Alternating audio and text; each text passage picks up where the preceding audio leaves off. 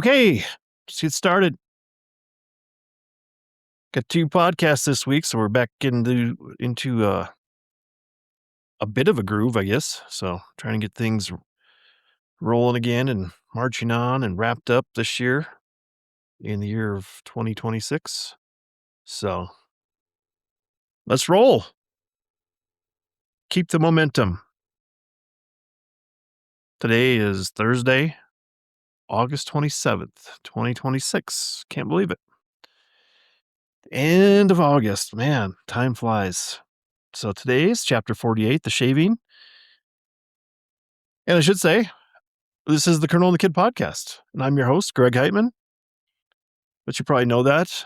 But on the slight chance there's anybody tuning in for the first time, I will have said that, and they will be informed.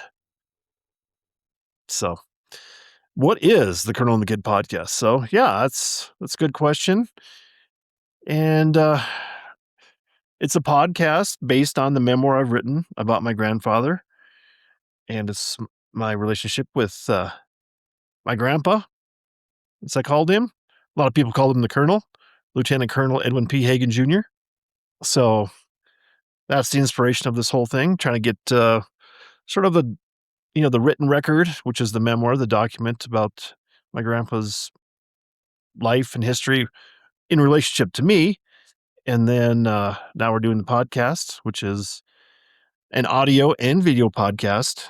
So there'll be an electronic record of Colonel and the Kid, which is a good thing, I think. Once it's uploaded into the ether, theoretically it'll exist forever. So, and help contribute to AI's ever building model of what's out there, the history of the world, according to AI. So anyway, yeah, it's the podcast and memoir about my relationship with my grandpa. And it's my maternal grandfather, my mom's dad.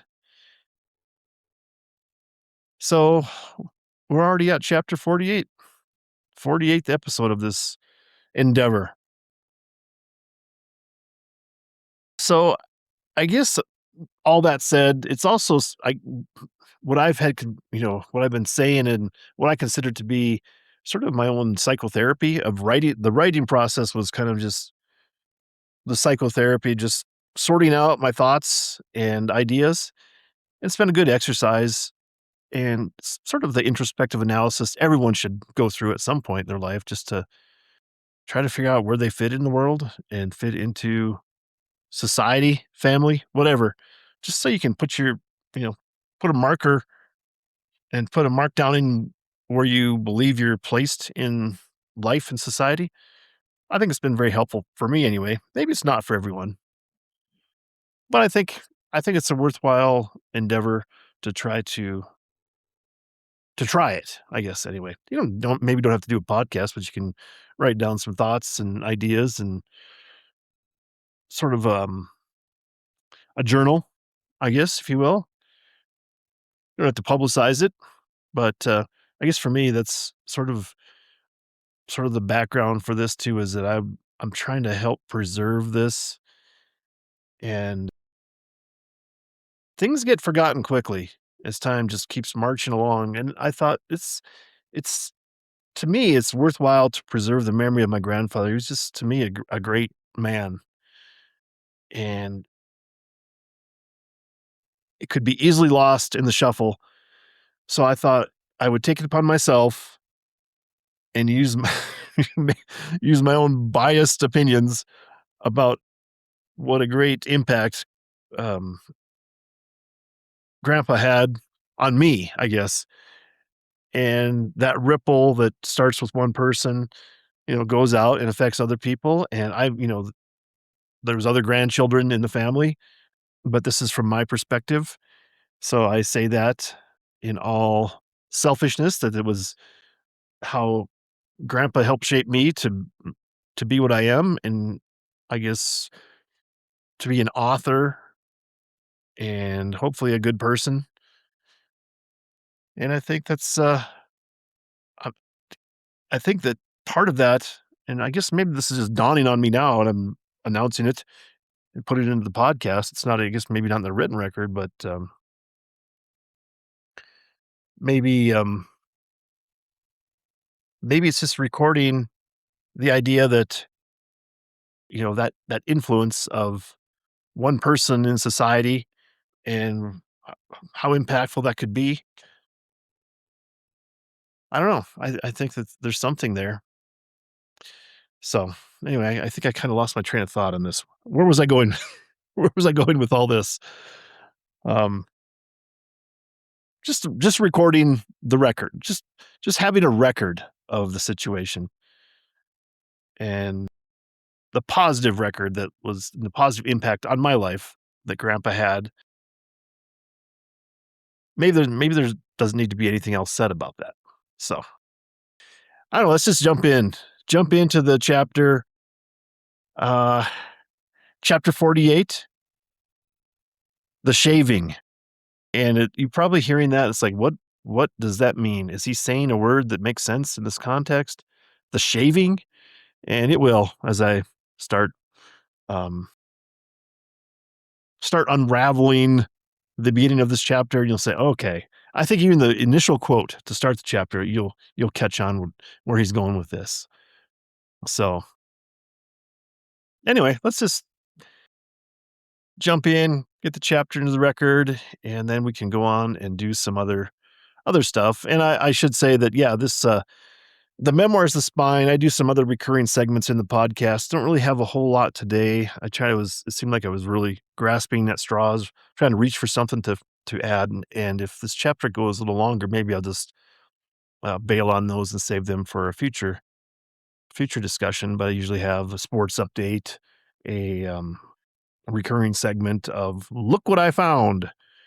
And then I have a license to podcast, which is a personalized plate that I've spotted out in the wild when I'm out and about. And lately I think just last episode, started adding a new recurring segment, which I call the antenna. It's ironic. It's an ironic title because it's a streaming service TV show that I'd like to highlight and encourage people to watch, recommend. I guess I'm not encouraging to watch it. It's a recommendation that's worthwhile. It's entertaining enough. And there's just so much content out there. You don't even know what to,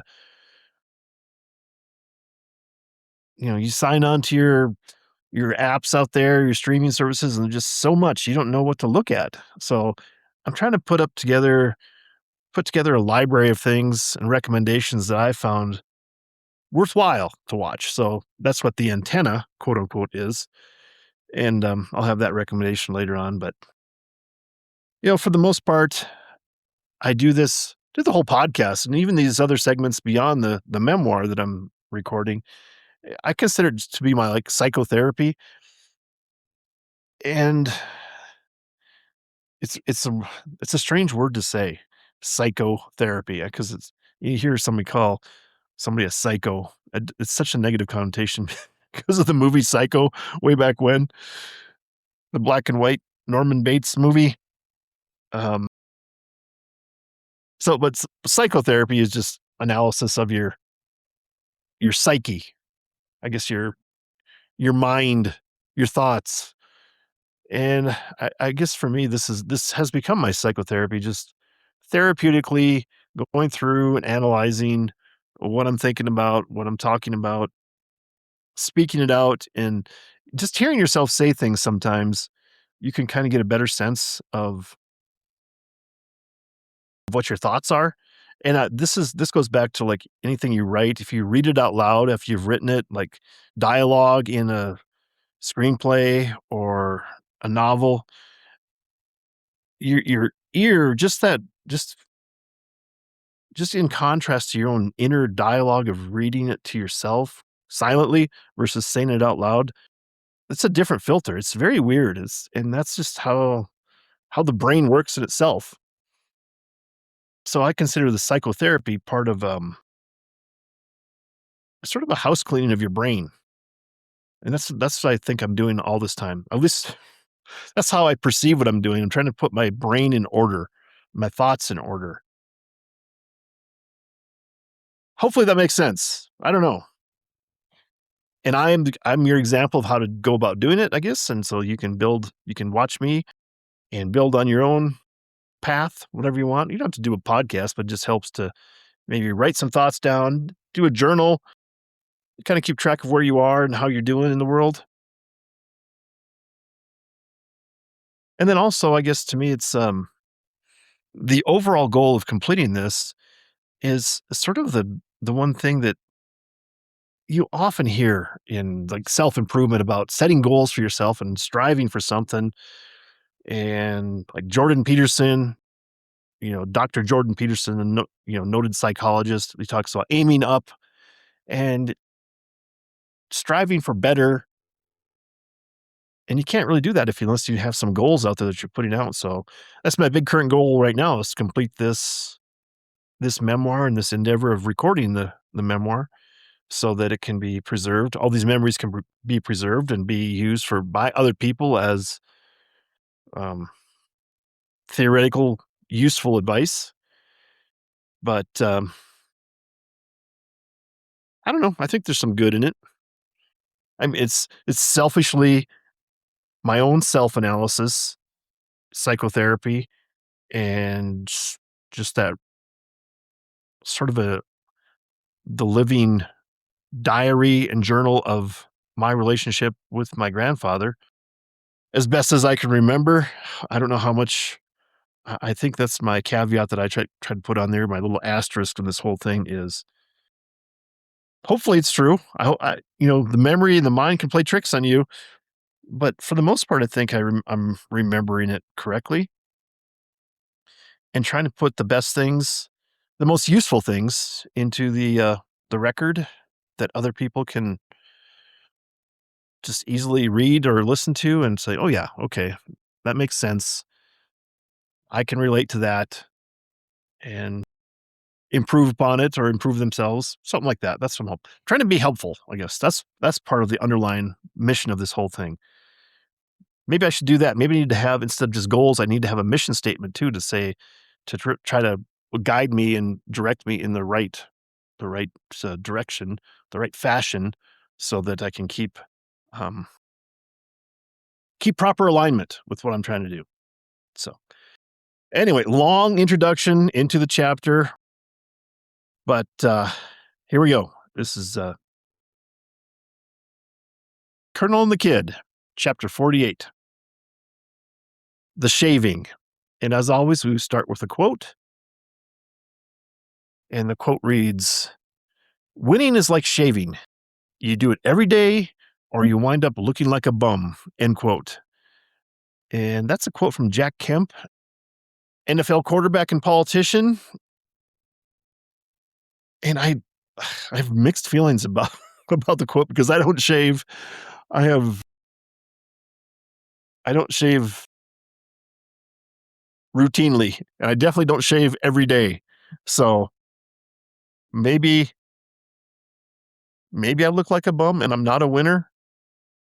Well, that's one man's opinion. So anyway, so you can see where we're going with this, the shaving. It's actually taking a razor and shaving your face. And this chapter starts off with a photograph. It's one of those rare chapters that I have that kicks it off with a quote and then a photo, and I'll read the caption and then I'll try to describe the photo and maybe make a comment or two on it. So the caption reads, "Grandpa with a classic handlebar mustache. This is sometime between the end of World War II or the beginning of the Korean War. Behind the soldiers is San Francisco. I don't know who the soldier on the left is, but both are so young, and Captain Hagen is looking young and flashy with that mustache." So on the left side of the photo is a captain, an army officer. I don't know. And they're in their formal dress greens, I guess. And the guy on the left, the unnamed soldier, he's got like the bus driver style cap that he's wearing, and Grandpa is on the right side of the photo, dressed in his army greens. They're olive drab, but got the dress shirt and the tie, black tie, and they got the artillery lapel pins Well, Grandpa's got the artillery lapel pins, and the other guy's got infantry lapel pins. And Grandpa's just got the flat cap with the captain bars on it on the side there. And there it looks like they're standing, I don't know if they're on a ship in the bay, San Francisco Bay, and looking towards the hill in San Francisco. And I guess that's pretty famous background in the city, some of the buildings. And I Googled this. I tried to Google the photo and see where they were. And I had some mixed results, but I think it narrowed it down to San Francisco. And that makes sense. And the time makes sense because of the uniform based on the Google AI analysis of the timing of the just the style of uniform. So that would have been, just late 40s, early 1950s. And I think it makes sense that Grandpa was going to be doing some of his service time for the Korean War out in the Aleutian Islands, um, off the coast of Alaska. So anyway, it's a the photo is so crisp and clear, and it's got beautiful color to it. It's hard to believe that this is that photo is so old from like the let's say like 1950. And it looks like I've actually run it through an AI filter to clean up the photograph like I've done on some other photos, but it is a real cool photo. And I wanted to highlight the handlebar mustache my grandpa has in this photo to kick off the chapter 48, the shaving. So, excuse me. All right, let's get to the chapter. After a drink of water.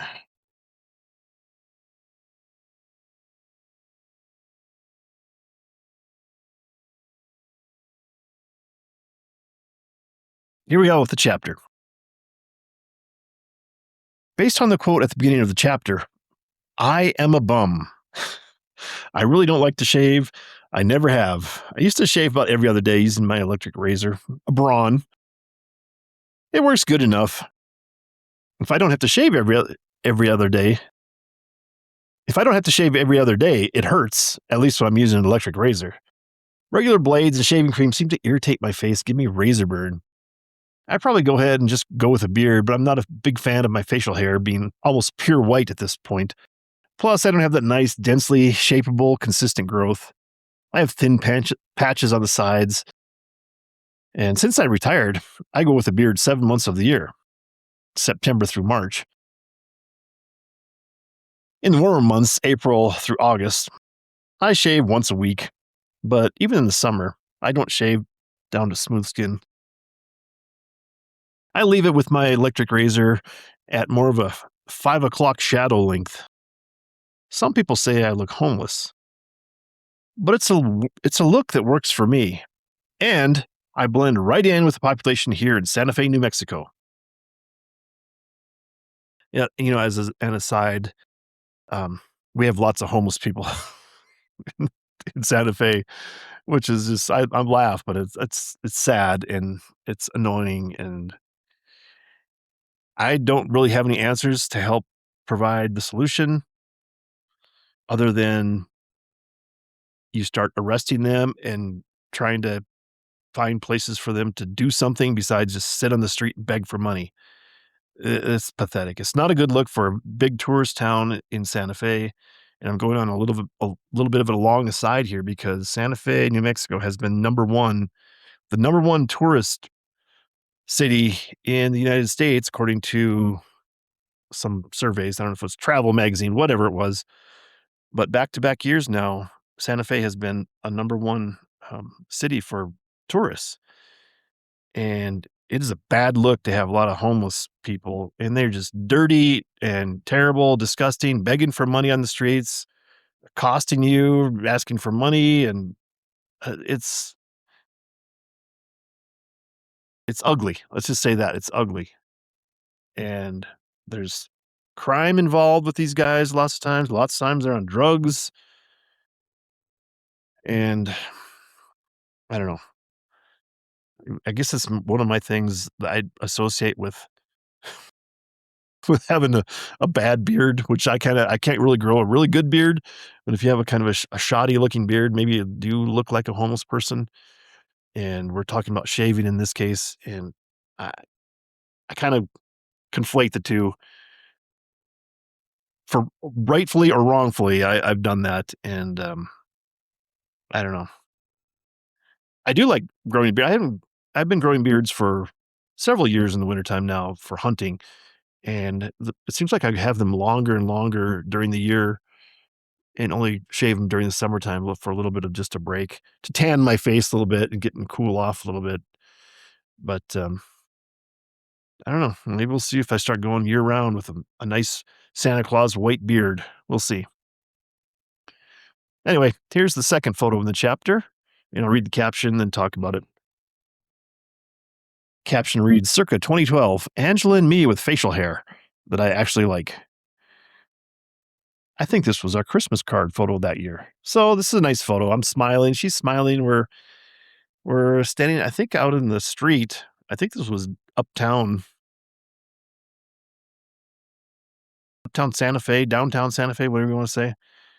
It might have been on the Christmas lights walk, and we have our winter coats on. I'm wearing a stocking cap, and I have a 2012. I mean, 14 years ago, I barely had any white in my beard and mustache, and I'm smiling. Got my black leather coat on, nice black leather jacket that I got when I was in Korea on a National Guard deployment with Air National Guard one year, and I got a plaid flannel shirt on, white t-shirt, and Angela's got her brown parka-like jacket. I think she uses that as her hunting jacket now. So, we look so young. It's really nice. It was just like almost a pure black background, and you can maybe just see some red Christmas lights on the right side of the photo over Angela's left shoulder, but it's very nice. Nice photo. Just of us, and like I said, it might have been our Christmas card that year for just a few people that got it. Anyway, back to the chapter. One of the most obscure memories that I have of Grandpa was watching him shave with his triple head electric shaver. I wonder if it was a Norelco or a Remington. I just don't recall what brand it was, but I am reminded of the old Christmas time commercials for Norelco that featured the stop motion animation style of the Rudolph the Red-Nosed Reindeer TV special. The images of Santa Claus riding over the snowdrifts on the head of a shaver still makes me smile. My point is that these are memories from 40 plus years ago. They are still very clear in my mind. Grandpa would be shaving away, look down and say, "You look like you need a shave." He'd take the razor down from his face and quickly put a finger over the rotors and drag the shave around my face. It was another step, though pretend, into the indoctrination of manhood. Grandpa would resume his shaving, finish up, and then I would get the piece de resistance, the aftershave, the go-to skin treatment with Skin Bracer by Menon. Maybe you are familiar with it. The aftershave, as it was sometimes called, was bright green. It came in a small, flat, elongated glass bottle, pocked with a few dimples and topped with a black cap. I have to admit, one of the most intriguing things about Skin Bracer is that green color. It reminded me and reminds me of a Drake Mallard's green head. It seemed like the perfect matching color, sans the iridescence. And here I have a photo of a modern day Skin Bracer aftershave, and I'll read the caption here and talk about it a little more. Caption reads, modern day skin bracer bottle. They didn't use a glass bottle anymore, but this plastic bottle is a pretty good replica of that classic. So it's just that green aftershave. It's in a clear bottle. And I think in the old days it was clear bottle too, and it was green, but it might have been a green bottle. I'm not even sure. It's got the square black plastic cap, and this is got the Skin Bracer original aftershave, 7 fluid ounces, or 206 milliliters, if you will, by Menon. And it's just got the few little dimples on the bottom of the bottle. It seems like in my mind that it had more dimples on it than the actual glass bottle back in the day when I was a kid. But times change, cost saving for the manufacturers, they go to plastic, and I don't know if I still have that bottle. I don't know where it is, if I still have it, but I should try it out. Well, I don't shave anymore, so it'd just be have to dab it on my cheeks, I guess. So anyway, it's a great picture. It's a great modern picture. I think I took that a couple years ago, and I think I still have it in the house someplace in one of the bathrooms. So anyway, back to the chapter. I can still feel the skin of my cheeks tighten as I picture Grandpa pouring the aftershave into his hands, clapping, then applying the aftershave lotion to my face with a few solid but gentle slaps to my cheeks. I was on my way to manhood. A 5-year-old man traipsing about the house with a mature, manly scent.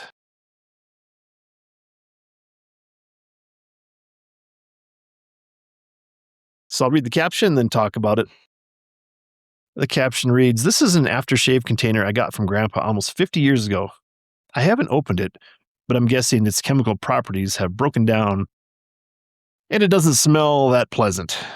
It's a beautiful piece of art. Again, we see that gorgeous green color. A solid glass container with a decorative plastic roof and a plastic trunk on the back of the car that also served as the bottle stopper.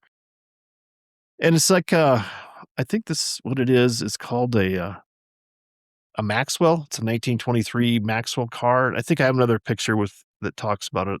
It's a photograph at the bottom, but I'll just describe it here. It's got that old style antique car from 1923. And what I was gonna say in my mind, it reminds me of the Chitty Chitty Bang Bang movie where they had that old car and the I think it was Dick Van Dyke driving it. And but this has got the top up. And it's just a little plastic top that's just slapped onto that. And I think it's from the 1970s. Let me go to the next caption, and I'll read that and then describe it a little more. Okay, here it is. The next photo. The caption reads, "This is the car's undercarriage of the Avon Deep Woods aftershave. It's a replica of the 1923 Maxwell automobile. I have to say I'm not familiar with that vehicle, but I did find out that it was designed by Jonathan Maxwell, a machinist out of the Olds Motorworks Company, before he went out on his own. So it's John Maxwell worked at Oldsmobile, and then he went and tried to build his own vehicles, the Maxwell. And so it's that classic 1920s car. It's got a longer uh, hood and the great big tires. And it's a really cool replica. And I'm sure this was from the 1970s Avon collection. Again, I should have probably looked this up for information I could have included in this, but maybe I can, if I remember to do that, I can put it in the corrections for the next podcast. But it's really cool. Really cool. Avon had some cool bottles, I think, and I somehow managed to preserve this one and keep it on the shelf someplace. Again, I'm not sure where it sits right now, where it exists. Pretty sure I have it someplace. I hope I do. Anyway, so I'll read the label on the chassis of the aftershave bottle, the Maxwell 23. So it says Avon Maxwell 23 Deep Woods Aftershave, 6 fluid ounces. Keep out of reach of young children. Avon Products Incorporated, New York, New York. 10019. So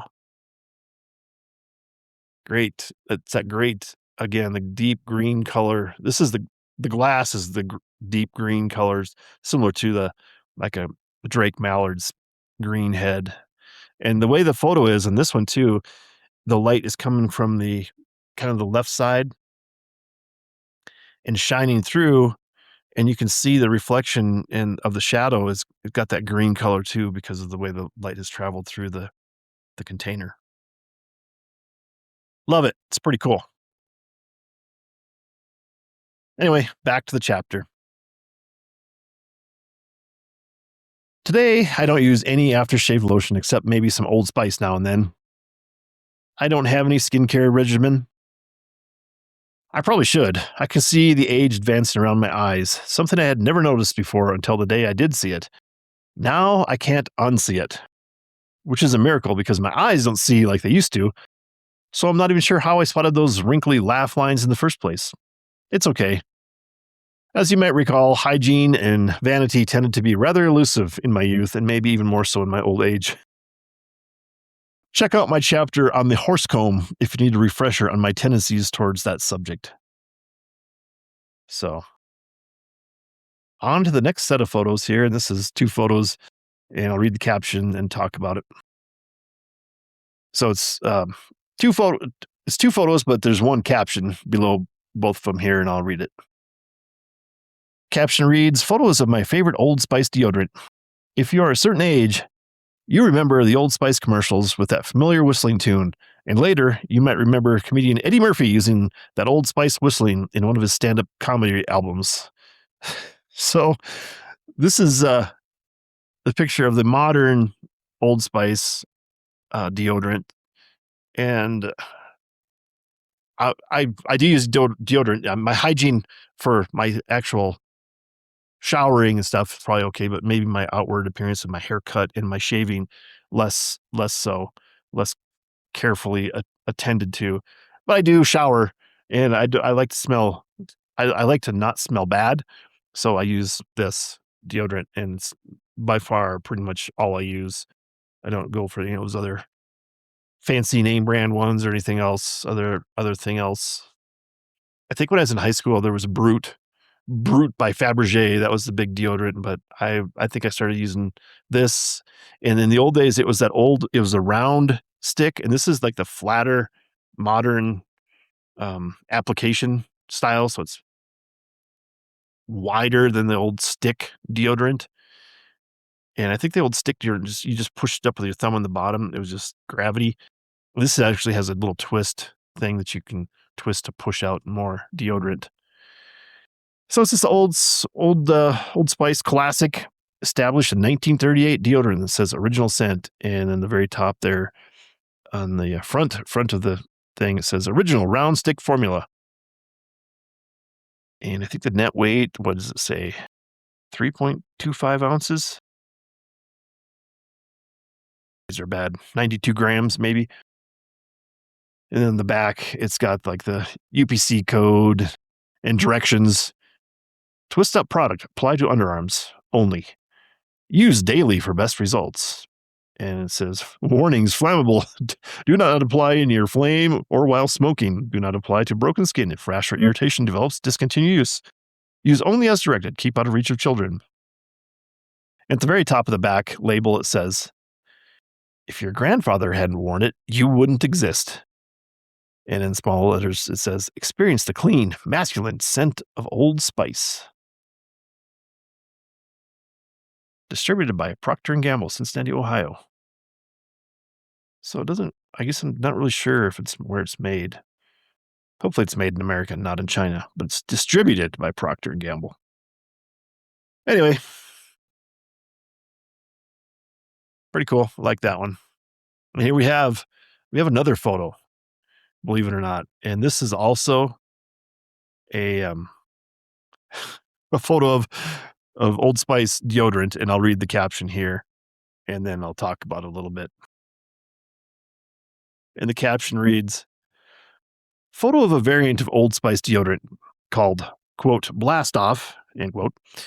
Typically, I don't stray from my brand or get sucked into marketing, but there was something about the artwork on the special Legendary American Achievements edition that caught my eye. I think it says something about the way my brain works. So I thought it might be a worthwhile addition to the chapter. Albeit a weird tangent, I think it fits nicely into the chapter. I like the way they use the negative red space, the shadows, as what I see as the primary focus of your eye. And then the use of the full color flag with the blue field punctuates the symmetry of the triangular composition between astronaut, capsule, and the Earth. So what it is this is an Old Spice deodorant stick, and it says Legendary American Achievements. So this is landing on the moon. And I think maybe why I like this, and I should have put this in the caption, but I'll talk about it here, is that they landed on the moon first in 1969. That was the year I was born, so I have an affinity to the year of the moon landing because that's my birth year.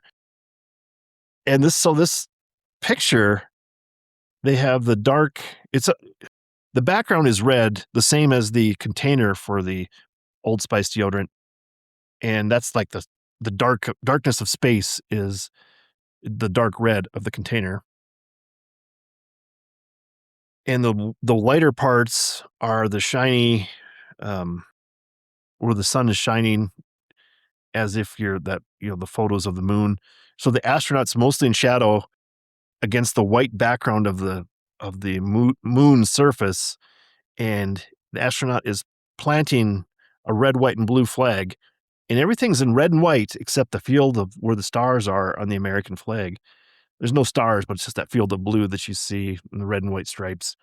And then, of course, the landing capsule is mostly in dark red, the same as the container for the deodorant stick, with highlights of maybe just a few highlights of the shininess of the sun shining on it, set against the surface of the moon, which has been bright white.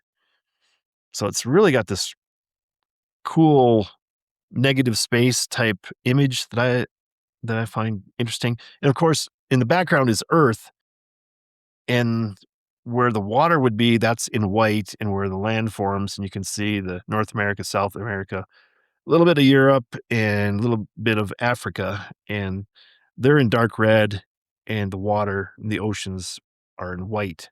There's a few little X's that represent some stars in the sky. And of course, it says it's got Old Spice registered trademark on it, and Old Spice in the um, cursive script, really that classic Old Spice script. Then it says blast off, and that's the name of the scent. And of course, it says above everything else, it says 26% bigger, and it's got these smaller arrows. Is better, but it doesn't really say bigger than what necessarily, except the tiny, tiny print. I guess there's an asterisk by bigger, than tiny print says versus 3 ounces.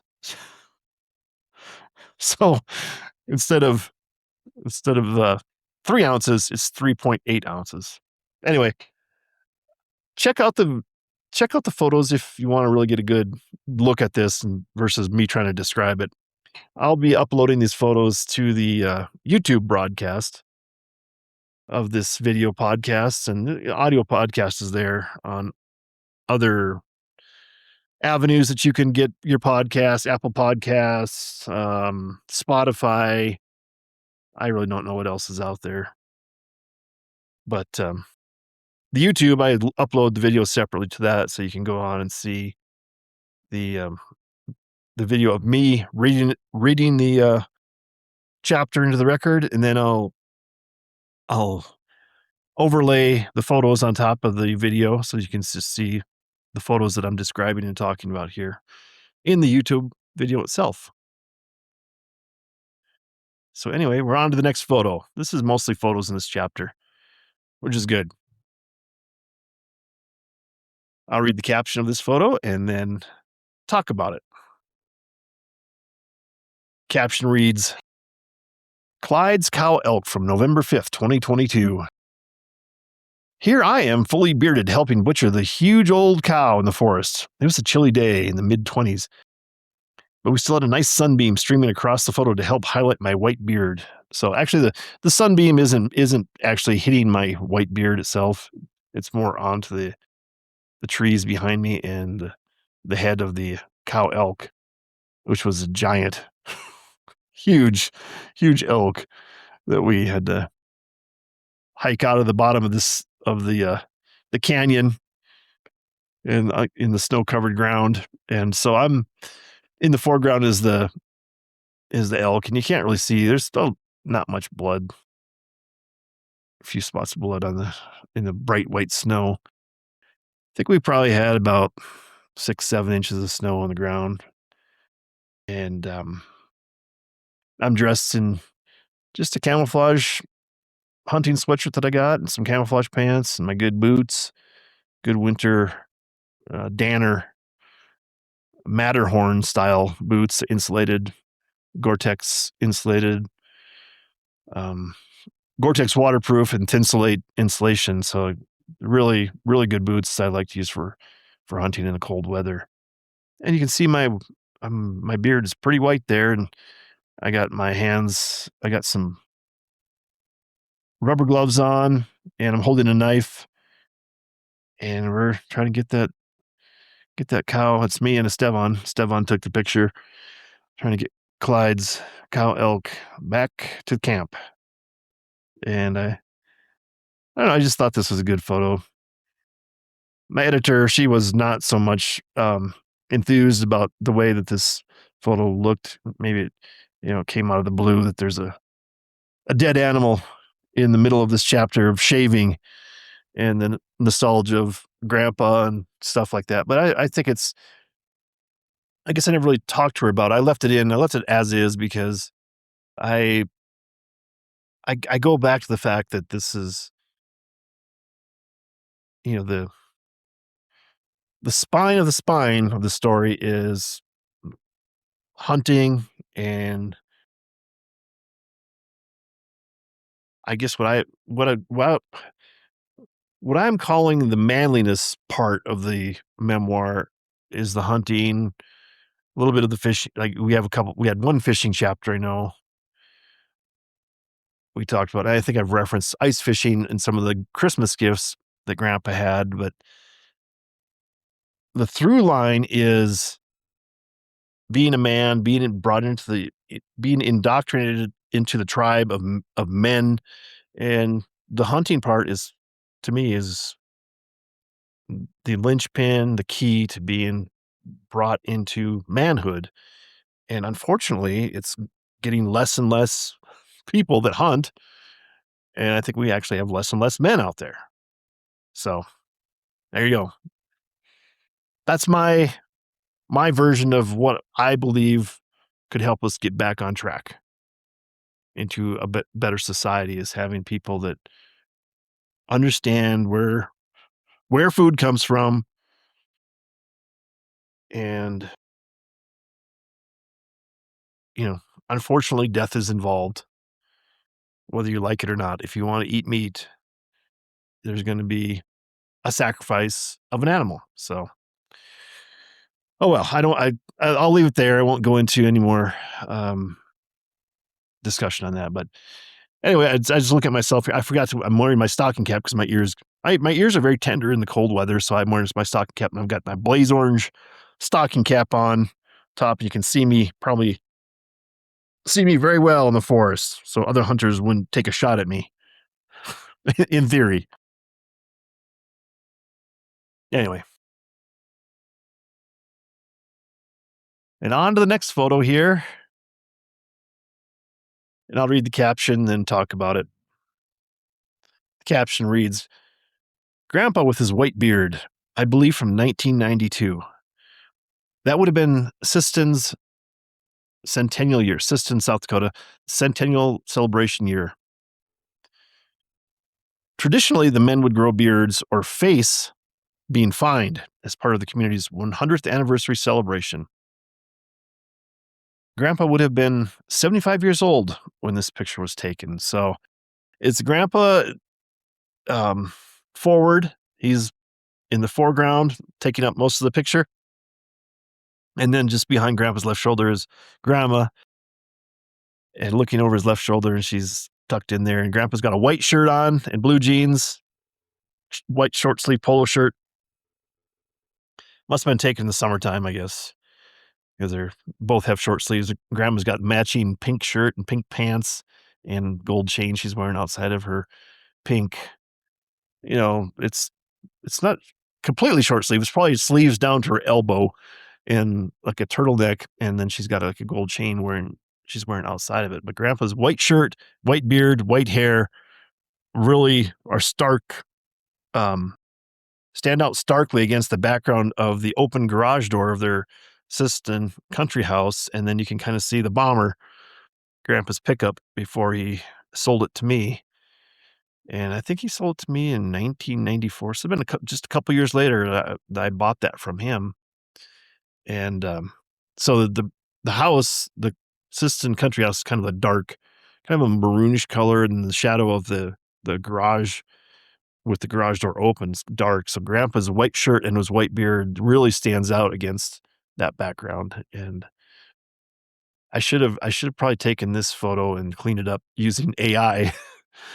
It would have been probably a little better. But again, I struggle and argue with myself about whether to clean things up or leave them more traditionally as is.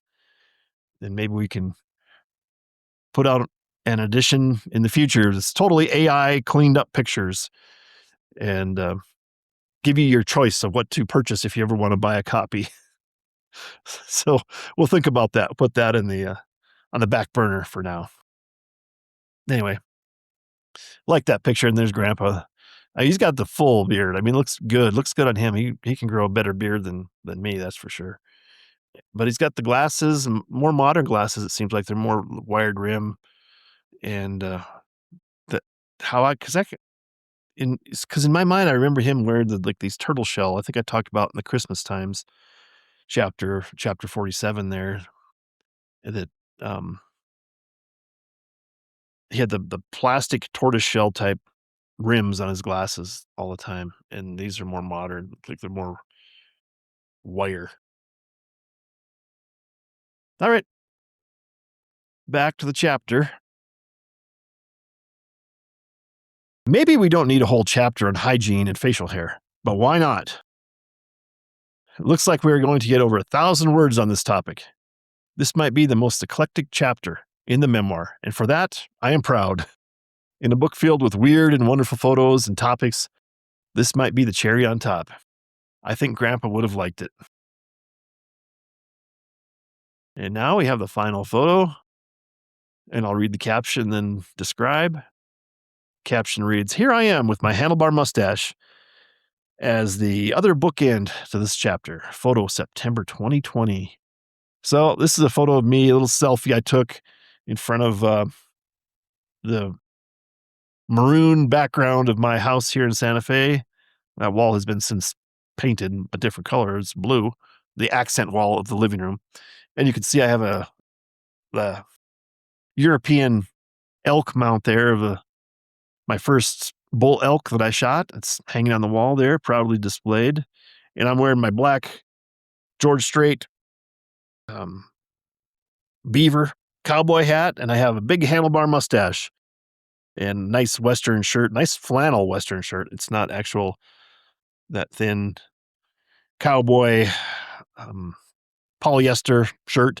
That's a flannel winter shirt.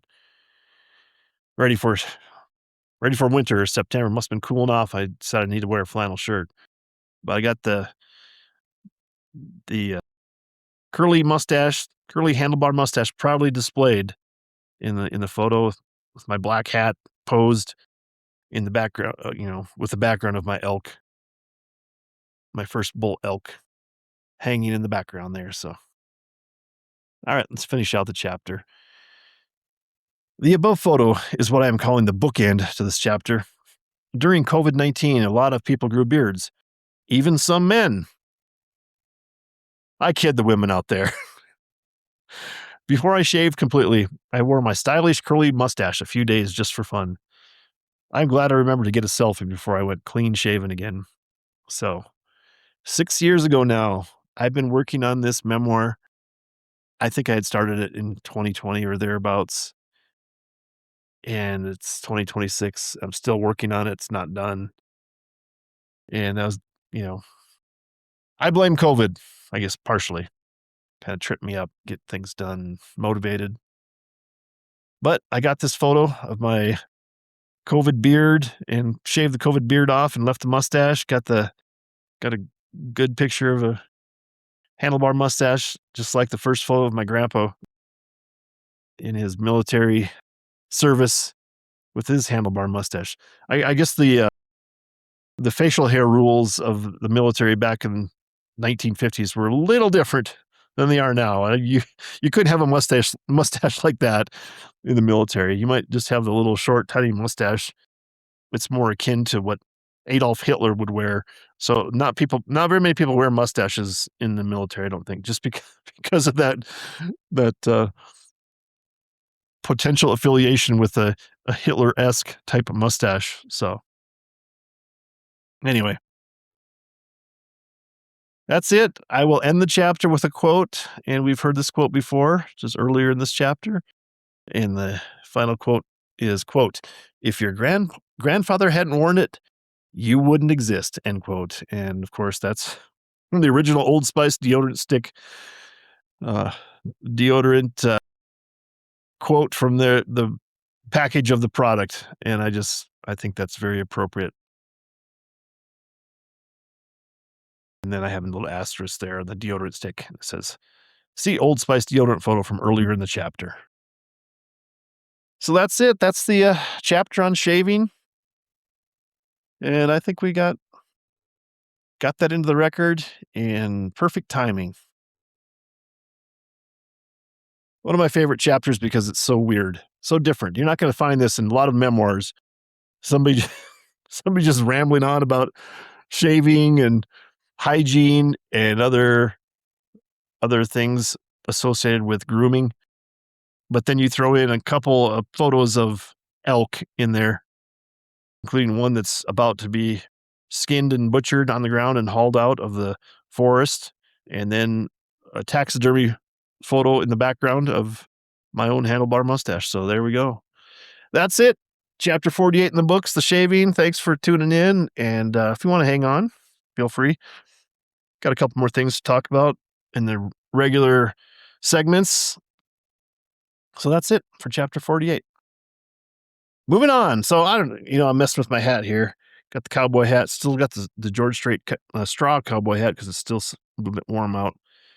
And I'm trying to bend the rim down. I think I demonstrated that with the Chief Red Iron books where I'm setting those on the brim of the hat, trying to bend them down and reform it so it's not curled up so much. Give me a little more shade when I'm outside. So anyway, straw hat still is the podcast hat that I like to say that I wear for each podcast. I don't know if I've gone without a podcast hat. I guess I was wearing headphones at the beginning. Stopped wearing headphones. They weren't really helping me too much. I didn't think, and I don't have a producer to talk into my ear to tell me if, if things are going okay or they're not going good, which is fine. We can live without that. But let's move on. Let's move on to the regular segments here, the recurring segments. And of course, we have the Major League Baseball update for the Minnesota Twins, sponsored by Teener Baseball, a book. And there's the poster that I've vowed to keep up until baseball season is over, even though we're going to dip into the NFL coming up here. But Minnesota Twins update on the record. It's trending poorly with them. They're down to a record of 64-70, 6 games under 500, .478 winning percentage. And that's just from a couple days ago now. It's gone down. I don't know what I had. Did I have .492 last week or last update? Maybe that's wrong. I think it was down. I think it was down to 4.8 something else. So it doesn't look good for them. I think they were down to 4 or 6 games. There are probably 6 teams ahead of them for the last wild card spot in the American League. So probably going to take a miracle for the Twins to make the playoffs. They're not completely ruled out of it yet, but I would not bet any money on them at all if I was to bet or use the predictive market, Kalshi or whatever's out there. Maybe I should look into it. Maybe then I can give you an update on that, on the numbers, what the probability that they're looking at and what the betting lines look at for next time. I'll see if I can remember to do that. And then we can talk about them a little more in depth and their chances for the playoffs. And even if they didn't make the playoffs, it'd kind of be probably a ridiculous joke because they don't have any pitching at all that's got championship caliber or competitive caliber pitching. So we'll leave it at that. I'm not going to, I I haven't watched him. I turned it on for a few minutes this week, one time so far, and it's just I don't know. It's getting too close to football season to even really care to remain caring about baseball because, that's the big news in sports headlines. NFL season less than 2 weeks away, starting on a Wednesday this year, so looking forward to that. I'm not gonna say any more about, NFL football because it's all you're gonna be hearing about pretty soon, and I will make sure that we'll separate these. Um, the podcast will become not about it won't include the NFL football updates. We'll have a different podcast for them. Maybe we'll do that, like, on Wednesdays and regular it'll still be Colonel and the Kid because that's the brand I'm using, but it'll be the NFL edition instead of the memoir edition, let's say.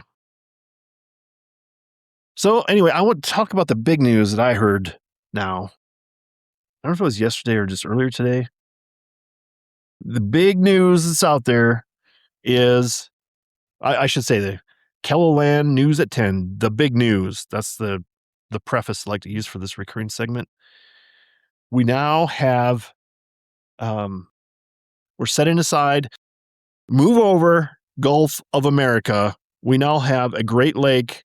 We have Lake of America instead of Lake Ontario. It's the greatest lake that's out there. It's unbelievable. It's one of the best of the Great Lakes.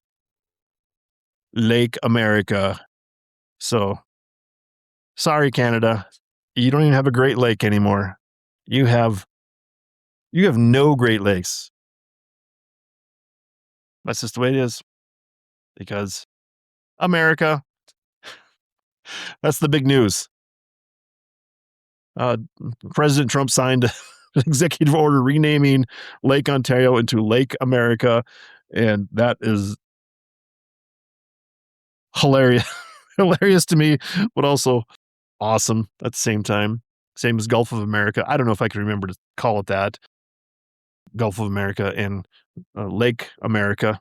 So, but it just became a million times more awesome than it was because now it's Lake America instead of Lake Ontario. What is Lake Ontario? Who cares about Ontario?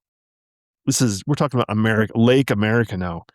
Of all the lakes that, all the Great Lakes that are out there, I always thought like Lake Michigan was probably the number one. And even though there's a Lake Superior, which would indicate maybe it's the best, but I always thought Lake Michigan might be the best. But now it, Lake Michigan, Lake Superior, they pale in comparison to Lake America. Okay. That's all I'll say about the big news that's out there. Look what I found. So, we have the recurring segment of look what I found. And if you're not watching this, I make my hand gesture. I raise my index finger and my right hand up in the air when I say, look what I found. And guess what? It seems like I'm in a dry spell. I haven't found anything on the street and brought it home for quite a while. We had the hook that we talked about last podcast, and before that, it was something I don't remember, but I talked about it, and I had found those, and, we're just in a bit of a slump, so I will try to be more vigilant on my walks to see if I can bring home something worth talking about, interesting, and, cool. Souvenir, can add to the big box of souvenirs and gifts I can hand out if I ever get any guests on the podcast. So, look what I found is nothing today. So, moving on. Licensed podcasts. This is one of my favorite segments because there's so many licensed personal plates are just so ubiquitous. They're everywhere here in Santa Fe and in New Mexico in general. I see them and, I try to get them in parking lots when I'm walking through parking lots because it's very hard to get good, clean photos of personalized plates. But today, I think I got one when I was when I was driving the street and I found this one. Not sure if we were parked. I'll add the photo of this license plate to to the podcast, the video podcast on YouTube. And I did have a correction for the last time that I was talking about. The last one was the Zohan. I think I talked about that being like an older Chevy pickup. When I saw the actual photo, it was actually a Ford like Expedition, and it was a retired, um, I think Bernalillo County government vehicle, but had been sold at auction, and someone had bought it and put their own personal plate on it, the Zohan. But this one today it's on the back of a Chevy pickup. Pretty sure it's a Chevy pickup. I'll say Chevy pickup. I'm not looking at the photo right now, but, maybe I can call it up real quick so I can describe it better. Yeah, Chevy Silverado, like a newer one, probably 2023, and the license plate it's the traditional yellow license plate, and we're at a signal, and we're stopped, and I'm taking a picture through my windshield, and the license plate reads Chapito. Of course, it's Chapito, Chapito, which if you know Spanish at all, which I don't, and I know what I know what, Chapo is because of El Chapo, and I knew that he was short, so he was known as the Short. If you don't know El Chapo, he was one of the big drug cartel leaders from Mexico, and they captured him a few years ago. So I knew Chapo was short, so and had it translated through Google. It means little shorty, which that just that just entertains me to no end. Little shorty, that guy's nickname. He's a short guy. I couldn't get a view of the actual driver, but Chapito, cool license plate, and I really like the traditional yellow New Mexico plate with the bright yellow and red letters. Just it's a chef's kiss of license plates throughout the country. And I don't know if I've complained about it or railed about it, how many different variations of license plates there are out there in all the states. In New Mexico, I think there's like 40 different kinds of plates you can have, and I really dislike them. I think there's three main ones, and the other ones you have to pay extra money for, but they have the traditional, which I think they should always have, which is the yellow with red letters. And then in 2012, I think they brought out the special uh, Centennial for New Mexico plate. It was turquoise. They're okay. I mean, I still like the traditional bright yellow way better, but turquoise makes sense. Turquoise, there's a lot of turquoise, in the jewelry of the Navajo people and the jewelry making. And I think there's some turquoise mined here in New Mexico. I think most of it's actually in Arizona, but there's some in New Mexico, let's say. But then most recently, they brought out these black license plates. I think they have bright yellow letters. I think it says the chili capital of the world for green and red chilies with their black license plates. And I don't like them. And there's other ones out there. There's like farm and ranch that you have to pay extra for. They're cool looking, but I just like to be able to know where the drivers are from at a glance. And you see this bright yellow license plate, you know it's New Mexico. So anyway, I've gone on too long about that. So I'll stop. And I'll take my blood pressure when I'm done with this podcast, because this probably gives me high blood pressure to rail against all the stupid license plates we have available, the options you have for New Mexico. And we lose our uniqueness of the traditional bright yellow matching the flag of New Mexico. And anyway, I'll stop talking. So anyway, the final segment that I'd like to talk about today is I'm building on a recurring segment called The Antenna, and I put that in quotes because it's a what to watch recommendations for TV streaming. And of course, you can't stream off an antenna, or is that the original streaming? Is you just get the signal? and it streams into your TV through the wire on your TV antenna or rabbit ears into your TV, and it doesn't cost anything, and you just it's free, and you can just get TV shows off of it. So technically, it is streaming in the original form. But I call this the antenna, ironically, because it's talking about streaming services. And today we have a TV show called Patriot, and it was an Amazon original television show from 2015. I can't believe how old it is, and this just seems impossible that it was out in 2015. And there was 2 seasons, and I'll read the premise of the show from IMDb, and then maybe talk about it a little bit here. So, Patriot follows the complicated life of intelligence officer John Tavner, whose latest assignment, to prevent Iran from going nuclear, requires him to forego all safety nets and assume a perilous, non-official cover. So, it's like similar to the first show I talked about, The Lioness, which is built on the CIA and the spy agency. So this one is also spy, the CIA agency type deal, but this one's more laid back and just so mellow and kind of a humorous interpretation of the intelligence work they're trying to do. So uh, Michael Dorman is the star of the show. He stars as the CIA agent uh, John Tavner, and